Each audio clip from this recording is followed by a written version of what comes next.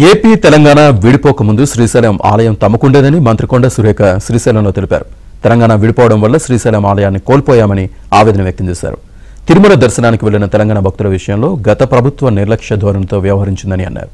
TDP హయాంలో గతంలో కల్పించినట్లే ఇప్పుడు అంతే ప్రాధాన్యత కల్పించాలని సీఎం చంద్రబాబును కోరామని సురేఖ తెలిపారు.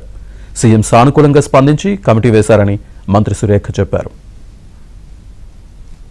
తెలంగాణలో అంతా కలిసినప్పుడు మాకుండేది గుడి, మేము శ్రీశైలం గుడిని విడిపోవడం వలన కోల్పోయినా కూడా మాకు ఈ భక్తి అయితే మాకు ఎప్పుడు కూడా ఉంటుంది.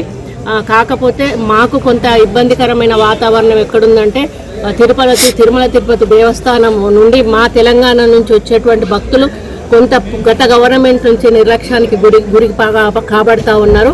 ఆ విషయంలో మేము ఇప్పుడు ప్రస్తుత గవర్నమెంట్తో మంతనాలు జరుపుతూ ఉన్నాము.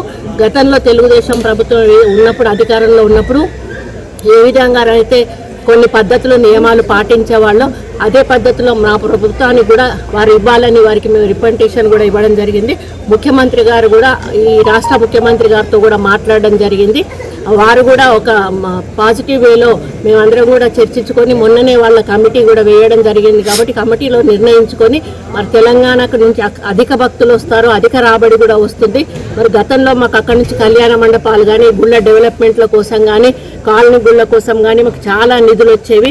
మరి అదేవిధంగా మళ్ళీ అక్కడి నుంచి మాకు నిధులు రావాలని కూడా వారిని కోరుతూ, ఎందుకంటే తెలంగాణలో చాలా గుళ్ళు ఎక్కువగా ఉన్నాయి, మరి ప్రాచీనమైనటువంటి గుళ్ళు కూడా చాలా ఎక్కువగా ఉన్నాయి. కళ్యాణ మండపాలు గ్రామాన కూడా అడుగుతూ ఉన్నారు. కాబట్టి టీటీడీ వారు తలుచుకుంటే ఇవన్నీ కూడా జరిగే అవకాశం ఉంటుంది. కాబట్టి వారు తప్పకుండా ఒప్పుకొని మా తెలంగాణకు ఒక ప్రత్యేకమైనటువంటి మరి నమ్మకాన్ని కలిగించి మా మీద ఒక ప్రత్యేక దృష్టి సారిస్తారని ఆశిస్తూ